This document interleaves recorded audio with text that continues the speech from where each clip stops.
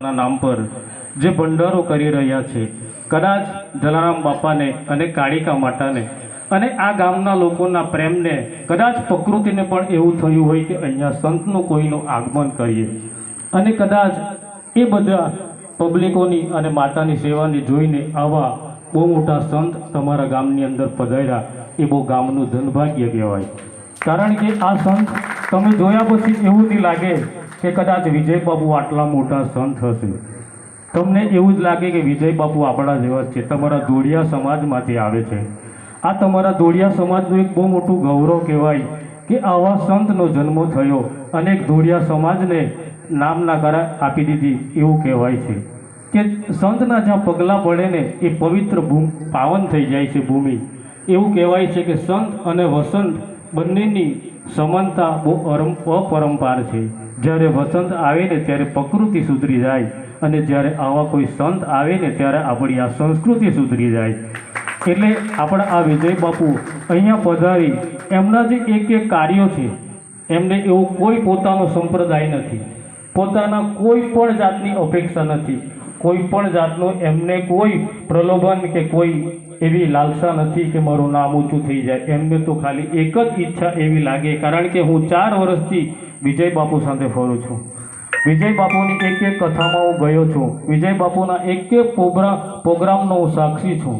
એના પરથી મને મારી પોતાની આટલી ઉંમર પણ એવું લાગે કે આવા સંત બીજા પણ સંતો આ વિજય બાપુ જેવા જો કાર્ય કરતા થઈ જાય ને તો આપણો હિન્દુ સત્ય સનાતન ધર્મ બચી જાય એવી પરિસ્થિતિ છે। આપણા ધર્મની ઉપર આજે કઈ કેટલા લોકો એટેક કરી રહ્યા છે, બહુ ખરાબ પરિસ્થિતિ છે। આજે પપ્પુભાઈ હમણાં જે કંઈ કરી રહ્યા છે ને કાર્ય, ખરેખર પપ્પુભાઈને પણ હું દિલથી પ્રણામ કરું છું, કારણ કે આવું કર્યું, આવું કાર્ય કરવું એ બહુ મુસીબતની વાત છે। આવું કાર્ય કર્યા પછી આવા સંતને અહીંયા પધરામણી કરાવી, આ કાળિકામાં શું છે, આ જલારામ બાપા તમને ખબર જ છે કે એમનો ઓટલો અને રોટલો પ્રખ્યાત હતો, અને ઓટલો અને રોટલો જેનો પ્રખ્યાત થાય ને એનું દેશ વિદેશમાં નામ થઈ જાય, એના ગામે ગામ મંદિરો થઈ જાય। એવા જલારામ બાપાની પ્રતિષ્ઠા કરી, કાળિકા માતાની જે સેવા કરી રહ્યા છે, અને આ ગામના લોકો જે આ પપ્પુભાઈને એકલા હાથે તો તાળી પડતી જ નથી। ખબર છે કે આમાં પપ્પુભાઈ એકલાનું કંઈ નથી, એ પોતે વાત કરી, અમે વાત કરી ત્યારે કીધું કે આ ગામના લોકો, આ ફરિયાના લોકો મને બહુ સહકાર આપે છે, તો એ ખરેખર જે સહકાર આપી રહ્યા છે અને હજુ વધારે પણ આપજો, એમને પણ હું દિલથી પ્રણામ કરું છું। કારણ કે આવા ધર્મના કાર્યની અંદર ખરેખર આપણે હિન્દુએ એક થઈને ખરેખર સહકાર આપવાની જરૂર છે। આ બહુ મોટી વાત છે, કારણ કે વિજય બાપુ જે કાર્ય કરી રહ્યા છે, એકવાર તમે આ વિજય બાપુને બોલાવ્યો, મેં તો એમ કહું છું કે કાયમ માટે બોલાવજો, અને તમારા ગામની આજુબાજુના ગામના લોકોને પણ ખબર પડે કે આ વિજય બાપુ કોણ છે। કારણ કે સત્ય સનાતન જે ધર્મની જ્યોત છે ને એ વિજય બાપુ ઓલવવાની તૈયારી પર છે, એમાં તેલ પૂરી રહેવાનું કામ કરી રહ્યા છે।